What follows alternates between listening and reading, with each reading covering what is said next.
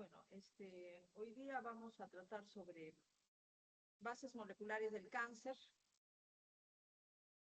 Aunque ustedes ya saben, ya han estudiado biología molecular, pero ahora vamos a hacer un repaso.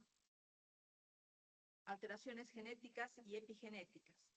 Genéticas, alteraciones del DNA, básicamente mutaciones, y epigenéticas, alteraciones en la expresión genética, o sea, regulación en la expresión genética. En la base del cáncer está el daño genético no letal, que es la expansión clonal de una célula con daño genético. O sea, tiene que haber una mutación, un daño al DNA, y esa célula con daño al DNA no tiene que tener un daño tan grave que la conduzca a la muerte. O sea, tiene que tener un daño al DNA, pero ese daño debe permitirle seguir viviendo. Y esa célula tiene que mantener su capacidad de experimentar mitosis, porque si no hubiera mitosis no habría cáncer. Las neoplasias son monoclonales por lo menos al inicio. Todas tienen el mismo tipo de daño genético. Y esto está demostrado. Pero con el paso del tiempo, como hemos visto, con el paso del tiempo, el tumor ya deja de ser monoclonal y pasa a ser heterogéneo. O sea, diferentes grupos de células con diferentes tipos de daño genético. Algunos clones más agresivos que otros, y los clones más agresivos son los que acaban por predominar en el tumor. Vamos a pasar estas diapositivas que son para demostrar que al comienzo las neoplasias son monoclonales. Lo vamos a pasar. Esta diapositiva también la vamos a pasar porque sirve para poder demostrar que hay heterogeneidad en un tumor, heterogeneidad en diferentes zonas del mismo tumor, y dentro de las metástasis, heterogeneidad genética entre cada metástasis. Entonces, eso lo vamos a dejar, y este es un esquema sobre todas las características de la célula cancerosa, que también lo vamos a dejar para más adelante. Más adelante vamos a revisar todas las características de la célula cancerosa, pero primero tenemos que hablar de cada una de las alteraciones que favorece el cáncer. Aquí tenemos un esquema sobre génesis del cáncer a través de la transición escalonada de mutaciones complementarias. Conforme pasa el tiempo, la célula va acumulando mutaciones. Tiene que acumular un número tal de mutaciones que le permita convertirse en cancerosa. Es lo que llamamos transformación. Entonces, partimos de una célula normal. El DNA es normal, pero puede haber una mutación inducida por un carcinógeno. Por ejemplo, una mutación producida por la radiación, por un carcinógeno químico, por un virus oncogénico. Y tenemos una primera mutación. Pero la primera mutación es una mutación conductora al cáncer. No todas las mutaciones conducen al cáncer, pero algunas sí. Pero como estamos hablando de cáncer, tenemos que considerar una primera mutación que conduzca al cáncer. Pero es una sola mutación, y una sola mutación no convierte una célula normal en cancerosa. No la convierte. Pero se considera que es una célula iniciada o una célula precursora, que tiene que adquirir mutaciones adicionales. Por ejemplo, características de células madre. Luego van apareciendo mutaciones adicionales conductoras. O sea, tienen que aparecer más mutaciones. Entonces, se tienen que acumular las mutaciones. Pero las mutaciones que se van acumulando son algunas de tipo conductor, o sea, relacionadas directamente con cáncer, y otras que se llaman mutaciones pasajeras. Las mutaciones pasajeras son independientes del cáncer, no conducen al cáncer. Pero como el fenotipo de una célula iniciada con propiedades de célula madre es facilidad para adquirir nuevas mutaciones. Eso se llama inestabilidad genética o fenotipo mutador. Es una capacidad que facilita que la célula adquiera mutaciones. Entonces, las mutaciones se van acumulando. En algún momento se llega a un número determinado de mutaciones que ya hacen que la célula sea cancerosa. Son alrededor de 6 a 7 mutaciones que tiene que acumular una sola célula para recién convertirse en célula cancerosa, de ser normal, que no es lo mismo que ser iniciada. Ser iniciada significa que tiene una mutación o más mutaciones, pero son insuficientes para considerar a la célula cancerosa. Llamamos a la célula fundadora. La consideramos célula fundadora. La célula fundadora ya es cancerosa. Después, esta célula fundadora, que tiene mutaciones pasajeras y mutaciones conductoras, que ya les he explicado la diferencia de las dos, empieza a proliferar, empieza a experimentar mitosis, y de una sola célula fundadora aparecen varias células. Todas ya son tumorales. Pero conforme van sucediendo las mitosis y el tumor va creciendo, va aumentando de tamaño, cada célula adquiere mutaciones que no son compartidas con las otras. Esto significa un tumor genéticamente heterogéneo, que es al final lo que es el cáncer. Como ya expliqué y vuelvo a repetir, el tumor es solamente monoclonal al inicio. O sea, todas las células son idénticas. Por ejemplo, una célula, una mitosis, salen 2 células que pueden ser idénticas. Las 2 células sufren mitosis, 4 células que pueden ser idénticas también. Pero en la siguiente ronda de mitosis ya hay varias células y cada una de ellas puede adquirir mutaciones independientes. Esa es la base que explica la heterogeneidad genética del tumor. Tenemos 4 grupos de genes cuya alteración predispone al cáncer. Entonces, estas alteraciones vienen a ser las mutaciones conductoras. Protoncogenes, genes supresores de cáncer, genes que codifican proteínas que regulan la apoptosis, genes que codifican proteínas que intervienen en la reparación del DNA. Entonces, son 4 grupos de genes. Como ya les expliqué, la carcinogénesis es un proceso de pasos sucesivos. El daño genético no letal, que transforma una célula normal en cancerosa, se adquiere en forma escalonada. Una célula no adquiere todas las mutaciones que necesita para volverse cancerosa a la vez. Las va adquiriendo en forma escalonada. Deben mutar varios genes que intervienen en la patogénesis del cáncer. Pero en algún momento acumula todas las mutaciones que necesita para convertirse en cancerosa. Entonces, la célula ya queda transformada, ya se convierte en célula fundadora, célula que funda un tumor. Cuando la neoplasia ya se ha producido, esta continúa acumulando alteraciones genéticas que aumentan su agresividad. Eso se llama progresión tumoral. Progresión tumoral significa que conforme el tumor va creciendo, se va haciendo biológicamente más agresivo. O sea, al comienzo, las células cancerosas pueden no tener la capacidad de infiltrar el tejido conjuntivo, pero con el paso del tiempo adquieren esta capacidad. Entonces se vuelven más agresivas. Al comienzo, las células cancerosas no tienen la capacidad de invadir vasos, pero pasa el tiempo y adquieren esa capacidad. El tumor se va volviendo más agresivo.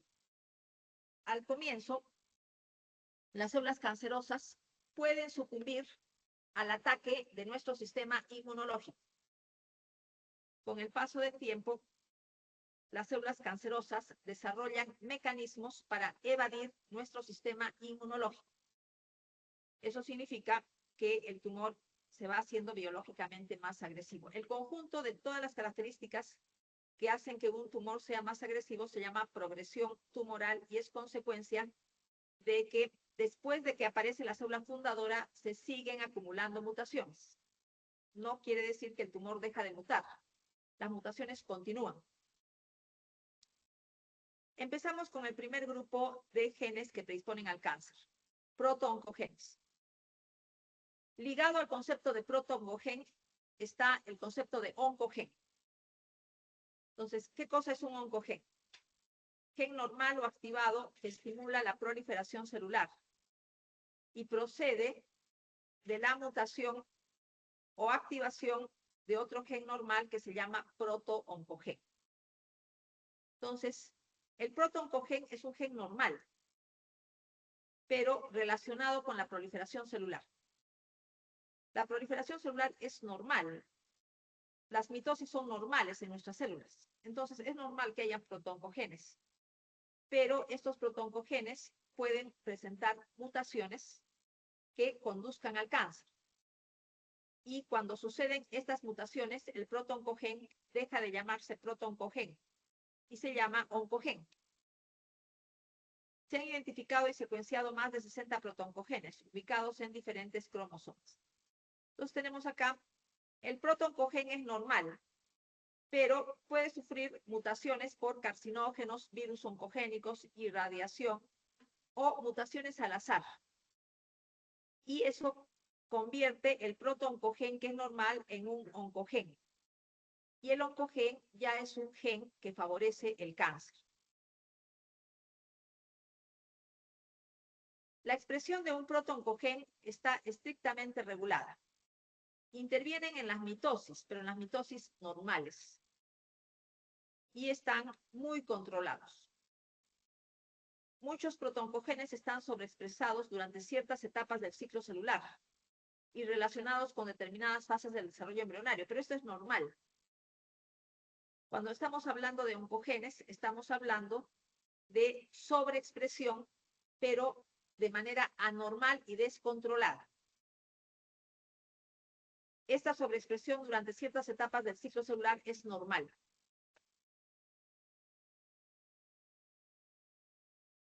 Respecto al descubrimiento de oncogenes, lo vamos a pasar, vamos a avanzar, este es un poco tedioso.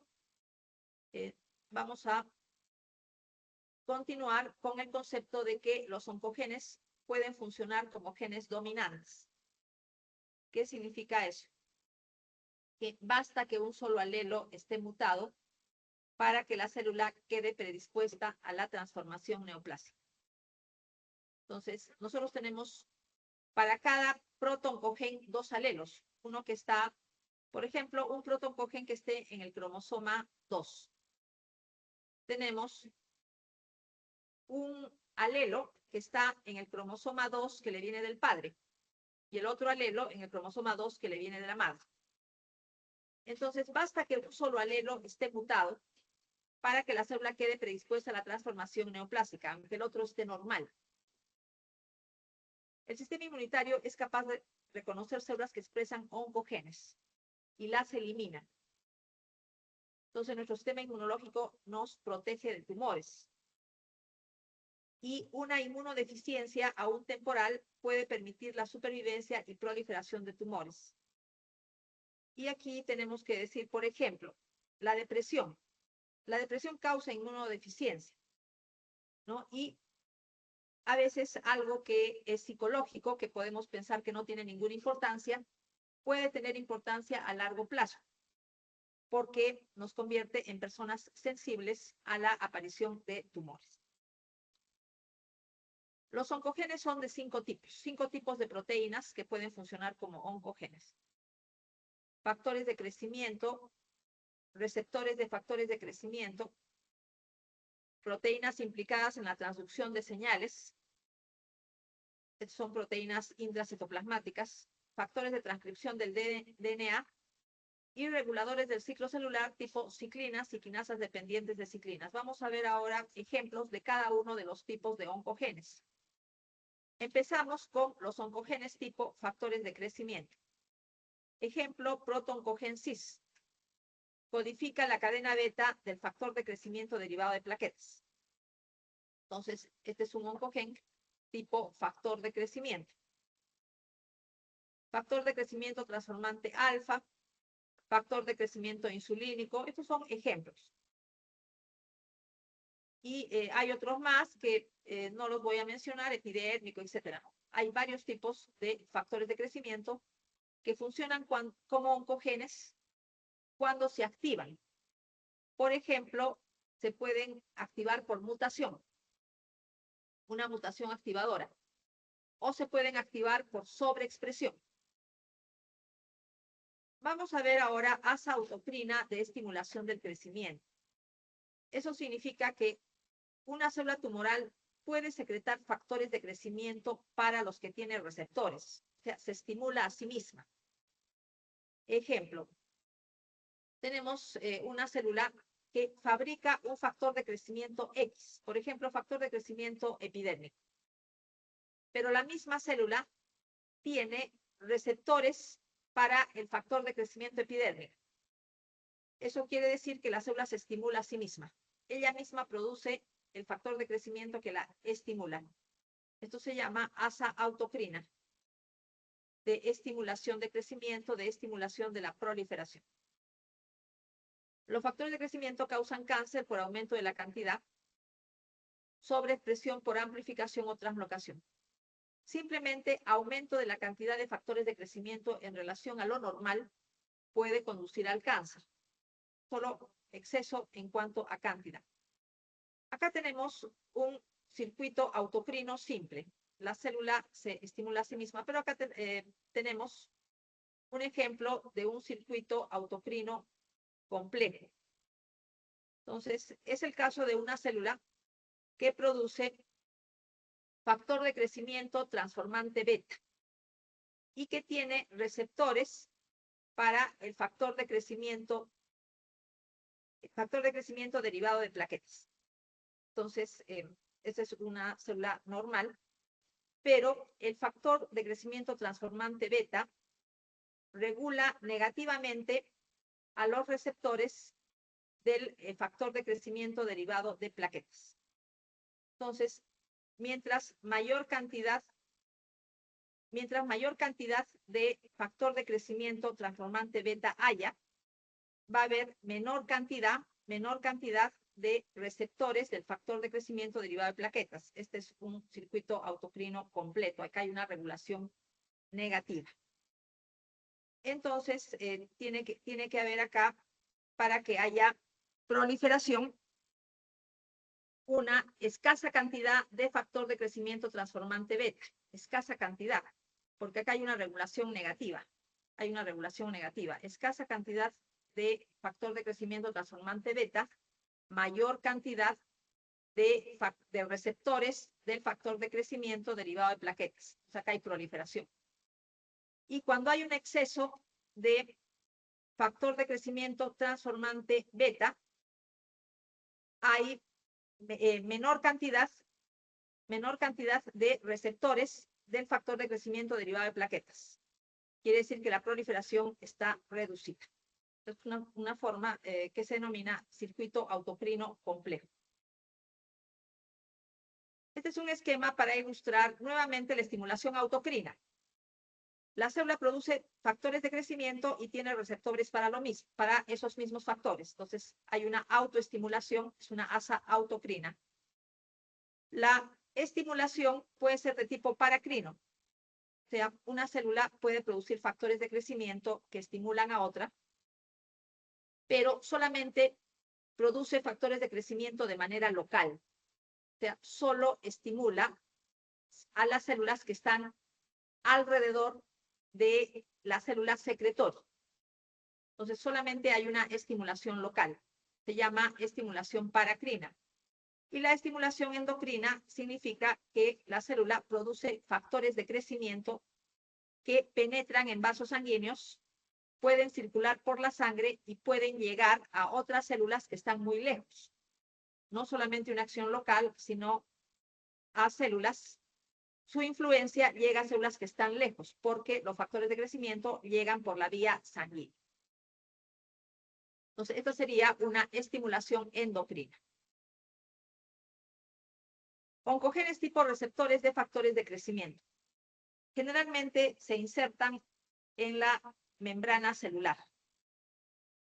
Tienen un dominio externo que se une al factor de crecimiento, un dominio transmembrana y un dominio interno, generalmente con actividad tirosina quinasa y dominios para adaptadores. Entonces, ¿qué significa?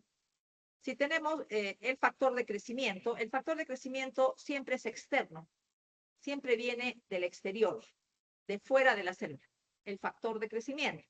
El receptor para factores de crecimiento tiene que estar en la membrana celular en su mayoría. Hay receptores de factores de crecimiento que son intracitoplasmáticos, pero generalmente están en la membrana. Y tiene tres partes. Hay una primera parte que está fuera de la célula, que es la parte que se une al factor de crecimiento. Hay una parte que es intramembranosa, que está en la membrana celular, y hay otra parte que es intracitoplasmática. La parte intracitoplasmática generalmente tiene actividad enzimática tipo tirosina quinasa. Y además tiene una zona donde se unen proteínas adaptadoras, es decir, proteínas que sirven como intermediarias para que se unan otras proteínas necesarias para que la señal de proliferación que le llega por el factor de crecimiento pueda viajar por el citoplasma y llegar al núcleo. ¿No? Es lo que estoy explicando, ¿no? Seguimos con receptores de factores de crecimiento. Tiene que haber una dimerización. Generalmente, un receptor toma contacto con un factor de crecimiento, pero por sí solo no puede actuar. Para activarse, tiene que dimerizarse, o sea, unirse a otro igual. La dimerización es bien frecuente en receptores de factores de crecimiento. Tienen que haber dos que están pegados y recién ahí se puede transducir las señales. Entonces, recién puede haber activación con la dimerización. Pero el receptor de factor de crecimiento solamente puede estar activado por un tiempo corto. ¿Por qué? Solamente tiempos muy cortos, porque si fueran tiempos largos, todo el tiempo la célula estaría recibiendo señales de proliferación. Un exceso de señales de proliferación significaría que la célula puede llegar al cáncer, porque estaría constantemente experimentando mitosis por las señales que le llegan al núcleo. Entonces, esta activación del receptor solamente puede durar tiempos cortos. Y eso es lo normal. Entonces, la activación tiene mecanismos de inactivación, que los vamos a ver ahora.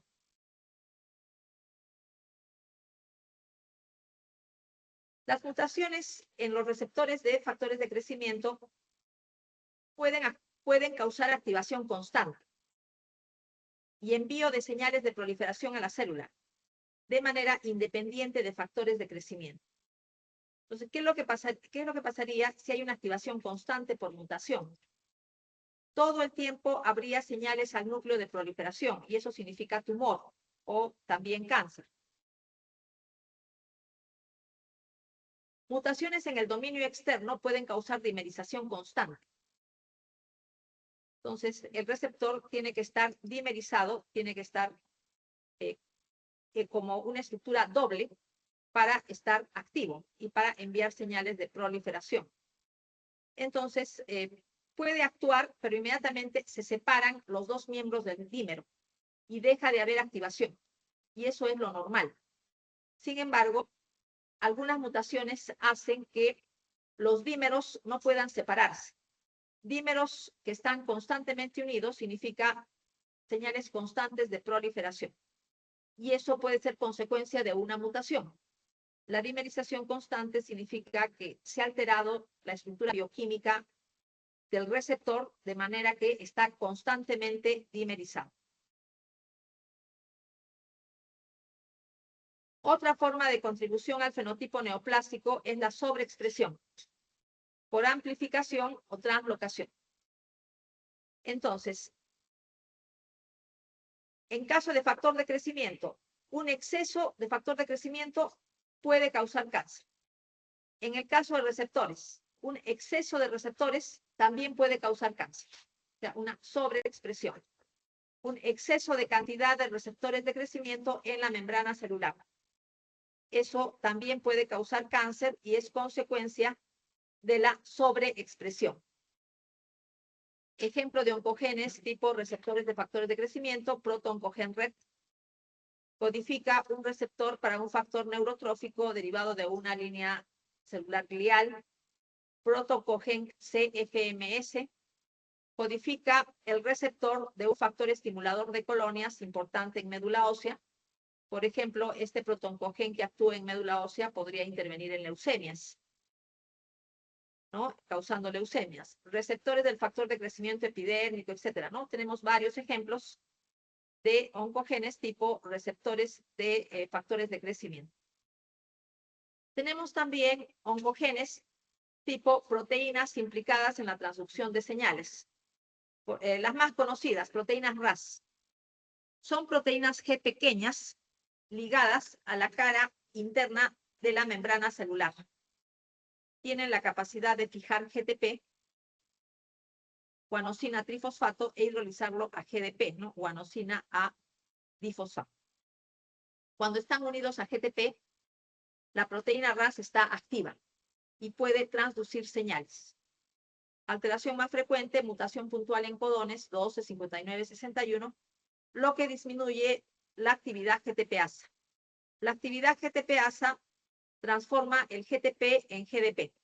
Entonces, la actividad GTPasa es necesaria y debe ser normal. Cuando RAS está unido a GTP, es activo. Cuando RAS está unido a GDP, es inactivo. Entonces, ¿qué pasa si disminuye la actividad GTPasa de las proteínas RAS por una mutación? RAS va a permanecer activada constantemente, enviando señales de proliferación al núcleo. Envío constante de señales de proliferación termina en cáncer, como fácilmente lo podemos deducir. Vamos a ver acá este esquema que ya les he mostrado. Factor de crecimiento, receptor de factor de crecimiento, proteína adaptadora y proteína RAS. La proteína RAS siempre, para estar activa, tiene que estar pegada a la cara interna de la membrana celular. No puede estar libre en el citoplasma. Tiene que estar pegada a la membrana interna. Y para estar activo, tiene que estar unido a GTP. Entonces, RAS activo unido a GTP. Y cuando RAS hidroliza GTP, se inactiva. Se inactiva porque GTP pasa a GDP, ¿no? Y está inactivo. ¿Qué pasa cuando está activo? Cuando está activo, se inicia continúa la vía de señalización intracitoplasmática para dar lugar a dos vías proliferativas. La vía MAP quinasa y la vía PI3K-AKT. Las dos son vías proliferativas. Entonces, las dos vías pueden estar activándose y las dos vías van a conducir al cáncer, porque conducen o llevan a una proliferación exagerada. Pero la vía PI3K-AKT es una vía, no solamente es proliferativa, sino también favorece la supervivencia. O sea, se opone a la apoptosis, favorece la supervivencia. Tenemos entonces que RAS puede estar activo constantemente por mutación. Entonces va a enviar señales proliferativas constantes a el núcleo mediante la vía MAP quinasa y mediante la vía PI3K-AKT. Entonces, ¿por qué puede suceder la disminución de la actividad GTPasa de RAS? Por mutaciones, ¿no? Por mutación. Ya hemos hablado de mutaciones en codones 12, 59, etcétera, ¿no? Disminuyen la actividad GTPasa. Y RAS permanece activada constantemente. Ya sabemos en qué termina eso. Existen unas proteínas adicionales que activan o aumentan la actividad GTPasa de RAS y se llaman proteínas GAP. Entonces, tenemos aquí la proteína GAP. La proteína GAP aumenta la actividad GTPasa de RAS, con lo que contribuye a su inactivación. Entonces, si estas proteínas son normales, se consideran genes supresores. Las proteínas GAS se consideran genes supresores, se oponen a los tumores. Pero RAS es un oncogen. Ejemplo de proteína GAP, la proteína neurofibromina, que está mutada en la línea germinal en la neurofibromatosis tipo 1, lo que indica predisposición a tumores del sistema nervioso periférico. Entonces, GAP puede estar inactivada por mutación también, ¿no? Y un ejemplo de GAP es la proteína neurofibromina. Ahora, tenemos otro gen supresor que es el gen PTEN. PTEN significa fosfatasa de P con homología de tensina. Fosfatasa con homología de tensina. Es un gen supresor porque inactiva la vía PI3K-AKT. Entonces, si el PTEN es normal, esta vía normalmente está bloqueada. Puede activarse por tiempos muy cortos, por señales de proliferación mediante factores de crecimiento. Pero de todas maneras está activada por tiempos muy cortos. Entonces no permite que la célula entre en mitosis constantes. Sin embargo, PTEN puede estar inactivado por mutación. Entonces tenemos que aquí habría una mutación de un gen supresor que va a conducir al cáncer. Ya hemos hablado de la neurofibromina. Las proteínas RAS tienen que estar pegadas a la cara interna. Hemos dicho que RAS no puede estar libre en el citoplasma. No puede estar libre. Tiene que estar pegada. Tiene que estar pegada a la membrana celular al nivel de la cara interna. Y existe un grupo químico que se llama grupo farnesilo. Y este grupo farnesilo le permite el anclaje, le permite que se pegue a la cara interna de la membrana celular.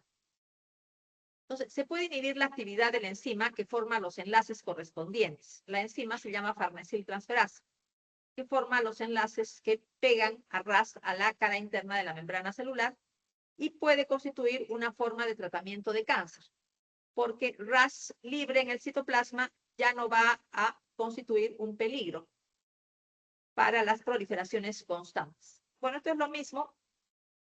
Factor de crecimiento, receptor de factor de crecimiento, proteína adaptadora, proteína RAS pegada a la membrana celular con un grupo farnesilo. El GTP tiene que transformarse en GDP para que RAS sea inactivo y cuando RAS está activo estimula la proliferación por las vías MAP quinasa y PI3K-AKT. Vamos a ver ahora mutaciones de otras proteínas intracitoplasmáticas transductoras de señales que pueden estar mutadas en cáncer. Ejemplo, la mutación típica de la leucemia mieloide crónica, que involucra una proteína citoplasmática implicada en la transducción de señales. El protooncogen ABL se ubica en el brazo largo del cromosoma 9 y se transloca al brazo largo del cromosoma 22, al costado del gen BCR. Es una translocación típica de la leucemia mieloide crónica. Acá tenemos entonces el cromosoma 9, que es un cromosoma largo, y el cromosoma 22, que es un cromosoma acrocéntrico. Tiene un brazo corto muy pequeñito y un brazo largo que también es pequeño. Un cromosoma acrocéntrico, que es el cromosoma 22. Entonces, tiene que haber, por mutación, una ruptura del telómero del cromosoma 9 y otra ruptura del telómero del cromosoma 22. Este pedazo tiene que ir al 22 y este otro pedazo tiene que ir al 9. Eso se llama translocación balanceada, como ustedes saben bien, y es la translocación típica de la leucemia mieloide crónica, se llama translocación 922. Este gen ABL, que está en esta zona que pasa al otro cromosoma, se coloca al costado del gen BCR. Normalmente cada gen está en su cromosoma, BCR en el 22 y en el ABL en el 9. Están separados y es lo normal. pero la mutación los coloca juntos, uno al costado del otro, formándose un gen de fusión que da lugar a una proteína que se llama quimera. La quimera significa que dos proteínas que eran independientes se pegan y sale una proteína grande que tiene la misma actividad enzimática. Normalmente, la quimera, bueno, normalmente la proteína tiene una actividad tirosina quinasa, ¿no? Pero cuando sucede la translocación, la quimera tiene también actividad tirosina quinasa y es una actividad que envía constantemente señales al núcleo de proliferación. Señales de proliferación. ¿Y qué tenemos? Leucemia amiloide crónica. Proliferación constante en precursores de la médula ósea. El producto normal del gen ABL es el que tiene la actividad tirosina quinasa, pero no lo hace porque tiene una regulación negativa en su ubicación normal. Entonces, actividad tirosina quinasa normal en su ubicación, que es el cromosoma 9. Entonces, aquí no está con una actividad tirosina quinasa descontrolada. Está bien controlada, pero acá no. Acá la actividad tirosina quinasa está descontrolada. Esta porción de la quimera está descontrolada cuando forma la quimera con el BCR. Por lo tanto, tenemos una estimulación constante de la proliferación. Después de la translocación se desprende de sus dominios reguladores negativos y queda al costado del gen BCR. El gen BCR, por otro lado, permite la autoasociación de varias quimeras. Entonces, tenemos acá una sola quimera, pero varias quimeras tienen que autoasociarse gracias a esta zona BCR, porque la que tiene la actividad enzimática es el ABL, la actividad tirosina quinasa. Entonces, se forma la proteína de fusión que envía constantemente al núcleo señales de proliferación y tenemos señales de proliferación constantes en la médula ósea, lo que significa leucemia amiloide crónica. Entonces, esta quimera BCL-ABR tiene un sustrato normal y ese sustrato es activado por fosforilación porque es una tirosina quinasa. Pero existe un fármaco que se llama imatinib. Este fármaco se une al centro activo de la quimera, al centro activo, y no permite que el sustrato normal tome contacto con la enzima. Entonces, ¿qué es lo que va a pasar? El sustrato no va a ser fosforilado. Cuando no está fosforilado, no hay señales de mitosis en el núcleo. Por lo tanto, la célula tumoral no puede proliferar y mejora la leucemia mieloide crónica. O sea, es un tratamiento efectivo. El fármaco imatinib también se le llama Glivec, ¿no? Entonces, es un tratamiento efectivo que tiene una base molecular. Además de la leucemia mieloide crónica, este tipo de mutación se observa también en algunas leucemias linfoblásticas de los niños. Es una mutación no solo de la leucemia mieloide crónica, ¿no? Hay otros tumores que pueden experimentar. Tenemos acá entonces lo mismo, factor de crecimiento, receptor, tenemos la vía MAP quinasa, la vía MAP quinasa y la vía PI3K-AKT, que ya les he explicado que terminan enviando señales de proliferación al núcleo. Pero acá tenemos otras vías de señalización que también llegan al núcleo, pero no significa señales de proliferación. Siempre puede ser señales de transcripción genética. Por ejemplo, tenemos el caso de la vía JAK-STAT, que es una vía que interviene en inflamación. Tenemos la vía del AMP cíclico, que tiene muchísimos efectos. Oncogenes tipo factores de transcripción. Codifican factores de transcripción implicados en la expresión de proteínas que intervienen en la proliferación celular. Un factor de transcripción tiene la capacidad de unirse al DNA. no se unen a la maquinaria transcripcional, sino a reguladores de la transcripción genética. Ejemplo, proteína MIF, MIC, MIF, FOS y FUN. El más importante es el MIC, el que está con mayor proporción alterado en cáncer y tiene muchísimas funciones que favorecen el cáncer. El protooncogen MIC se activa rápidamente cuando la célula recibe señales externas de proliferación. O sea, normalmente actúa en proliferación, pero cuando actúa en cáncer quiere decir que tiene algún tipo de mutación que hace que su actividad sea descontrolada. El factor de transcripción activado pasa del citoplasma al núcleo. Por ejemplo, MIC. MIC activado pasa del citoplasma al núcleo y allí estimula la transcripción de proteínas que intervienen en proliferación celular, por ejemplo, ciclinas D. Y tiene otras acciones favorecedoras de cáncer.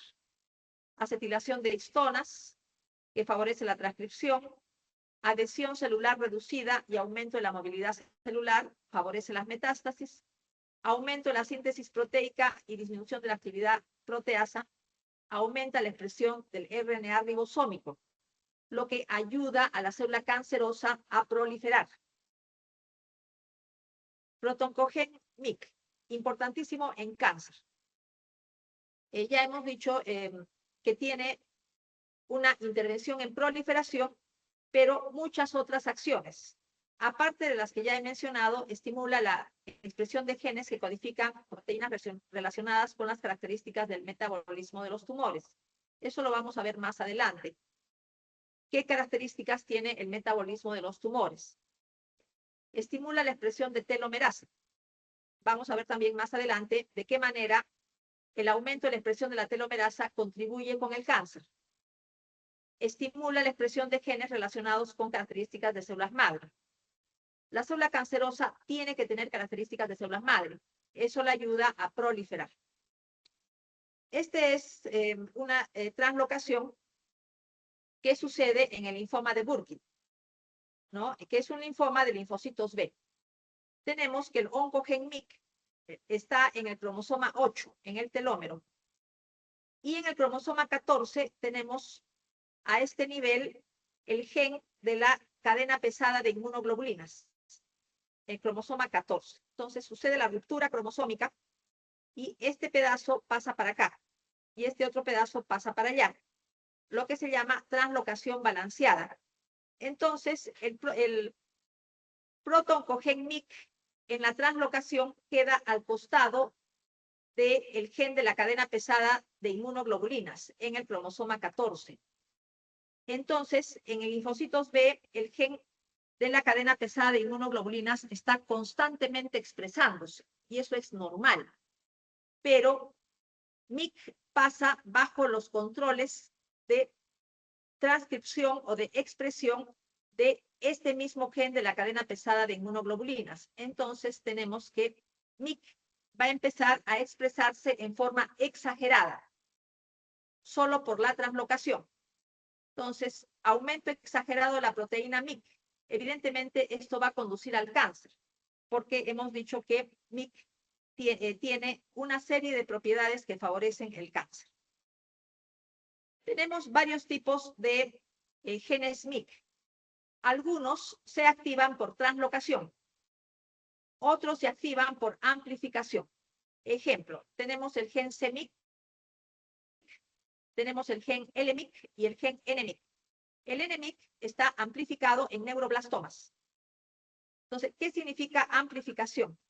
Significa que en un cromosoma solo existe un gen, pero la amplificación significa que ese gen se multiplica varias veces. De ser solo uno, aparecen 10 copias o 20 copias o muchísimas más copias del mismo gen en el mismo cromosoma. Eso se llama amplificación. De una copia aparecen bastantes. Entonces, la zona donde está el gen se hace muy grande. Aumenta en longitud porque aparecen varios genes, uno a continuación de otro, pero genes iguales. Entonces se transcriben en grandes cantidades. A veces está en el mismo cromosoma, pero a veces está en fragmentos de DNA que están sueltos en el núcleo. fragmentos de DNA que están sueltos en el núcleo que se llaman doble minutes. Pero significan lo mismo, grandes cantidades del gen NMIC, lo que de todas maneras va a derivar en cáncer. Otros factores de transcripción, genes FOS y HUM, tienen en regiones no traducidas de su RNA mensajero secuencias desestabilizadoras ricas en adenina uracilo, que contribuyen a una vida media corta, que es lo normal, pero puede haber mutaciones. Y cuando hay estas mutaciones, aumenta la vida media de los RNA mensajeros, lo que aumenta la cantidad de la proteína FOS y la proteína HUM, significando que el factor de transcripción aumenta en cantidad. Y es un factor de transcripción que tiene dos partes. El factor de transcripción se llama AP1, que tiene dos subunidades, subunidad FOS y subunidad HUM, y se unen al DNA para estimular proliferación, invasión y metástasis y una serie de acciones que favorecen el cáncer. Esta es la forma de acción de estos genes tipo factores de transcripción. Y para terminar, reguladores del ciclo celular, ciclinas y quinasas dependientes de ciclinas. Lo más frecuente es sobreexpresión de ciclina D y sobreexpresión de quinasa dependiente de ciclina 4. Sabemos que se forman parejas durante la mitosis, durante el ciclo celular. Pasan de G1 a S, ciclina de SDK4, ciclina de SDK6, ciclina SDK2. Pueden haber mutaciones activadoras que favorecen que la célula esté constantemente en el ciclo celular. Y hay otras alteraciones, como la alteración de algún miembro de la pareja ciclina A-CDK2 o ciclina B-CDK1, que contribuyen también en el avance del ciclo celular, pero más adelante. Nos vamos a quedar acá y continuamos la próxima semana, el día miércoles. Nada más por hoy día.